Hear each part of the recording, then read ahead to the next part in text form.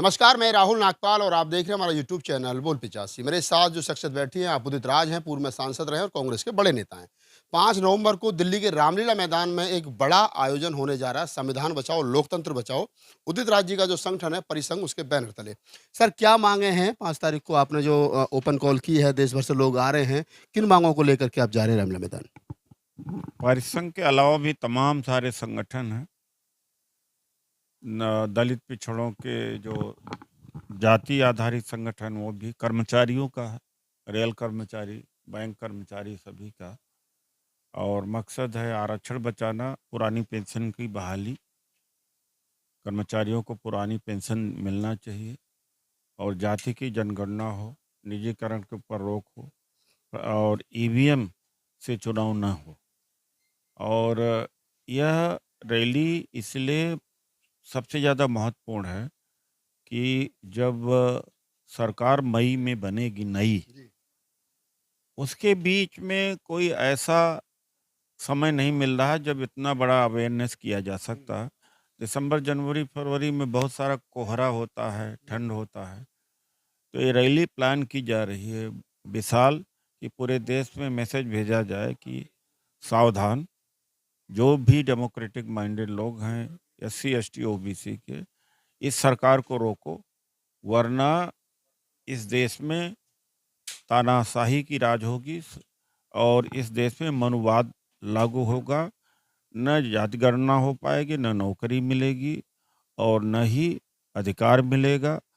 और यही समय है, अगर अब नहीं जगे तो आगे जब उनकी सरकार दोबारा बन जाएगी तो लड़ कर के भी कुछ नहीं कर पाएंगे। अभी तो लड़ सकते हैं, यही अंतिम मौका है लड़ाई लड़ने का। तो मैं सबसे आह्वान करता हूं कि अपना झंडा बैनर सब लेकर के आएं, लगाएं वहां पर और एक बहुत बड़ा संदेश दें। दिल्ली उस दिन जाम हो जाए कि इनको हटाना जरूरी है। कहीं न कहीं ये मान लिया जाए कि जो वर्तमान सरकार है, मोदी सरकार जिसको कहा जा रहा है, कहा जाता है, उसको हटाने के लिए लोगों को अवेयर करना है, या फिर जो नई सरकार 2024 में बनेगी, ये रिपीट करेंगे या दूसरे वाले कोई आएँगे, उन पर दबाव बनाने की कोशिश की जा रही है, जातिगत जनगणना, पुरानी पेंशन। जब रिपीट कर गए तो हम लोग कोई कुछ नहीं कर पाएगा। मौका अभी है, तो अभी इसीलिए वार्निंग दी जा रही समाज को कि अभी संभल जाओ, सुधर जाओ, एक हो जाओ, लड़ो, वरना कुछ नहीं बचेगा। और इसमें अब केवल एक मनुवादी हो गए, बाकी सब 85-90% सब गरीब, पावर नहीं रहेगा, आवाज़ नहीं होगी, ना प्रेस की फ्रीडम होगी, ना यूट्यूब होंगे। यूट्यूबर से भी मैं कहना चाहूँगा कि यूट्यूबर से बीजेपी सरकार डरी बहुत है और ऐसा एक कानून लाना चाह रहे हैं कि जिससे यूट्यूब बंद हो जाए। क्योंकि अडानी अंबानी ने चैनल चला करके देखा कि चैनल को लोग, टीवी चैनल को लोग देख कम रहे हैं, इसलिए वो भी यूट्यूब पर आ रहे हैं। वो ट्यूब पर आ रहे हैं तो वो जब आएंगे तो ये छोटे मोटे यूट्यूब का जो मोनोपोली बनी हुई है, इसको भी खत्म कर देंगे वो लोग। या एक तो ये होगा, दूसरा यूट्यूब पर इतने रिस्ट्रिक्शन लगा देंगे, वर्ड ये नहीं होना चाहिए, ये नहीं होना चाहिए। जैसे हमारा खुद का एक्स पर, एक्स हमारा कंट्रोल कर दिया है, तो सबको इसमें आना है। तो आप कह रहे हैं कि जो सरकार अगर रिपीट होती है, तो लोगों के जो मौलिक अधिकार हैं, जो संवैधानिक राइट्स हैं, वो खतरे में हैं। खतर है। अभी पत्रकार अगर कोई सही बोलता है, जेल में डाल दिया जाता है। ईडी, सीबीआई, इनकम टैक्स पहुंच जाती है जो मुंह खोलता है, जो सच्चाई बोलता है। तो और ये क्या, और ये जो संस्थाएं हैं बीजेपी का डिपार्टमेंट के रूप में काम कर रही हैं, चुनाव जिताने का काम कर रही हैं।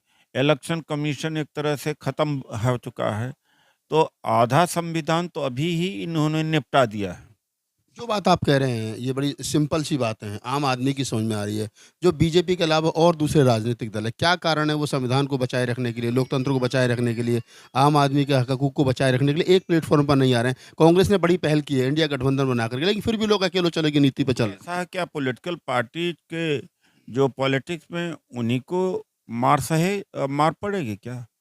हमें आपको नहीं पड़ेगी, सिविल सोसाइटी को नहीं पड़ेगी। तो सिविल सोसाइटी क्या मूक दर्शक होके देखती रहे? मैं सिविल सोसाइटी की ज़िम्मेदारी का आभास कराना चाहता हूँ कि सिविल सोसाइटी आए, चूँकि उनके ऊपर भी उतना ही मार पड़ेगी। आप कह रहे हैं कि कहीं न कहीं नेताओं के भरोसे रहने की ज़रूरत नहीं है। क्यों जब अब दूसरे देशों में और विपक्ष सड़क पर नहीं आता। फ्रांस में देख लीजिए आप, या जॉर्ज फ्लॉयड जो अमेरिका में अश्वेत की हत्या हुई थी, पूरी दुनिया में कोई राजनीतिक पार्टियां नहीं होती, वहाँ का सिविल सोसाइटी अपने आप निकल के आते, उद्योगपति आते हैं, किसान आते हैं, कर्मचारी वर्ग आते हैं, कोई राजनीतिक पार्टी उनको मोबिलाइज करने नहीं जाते हैं। रा- वो आगे होते ही नहीं।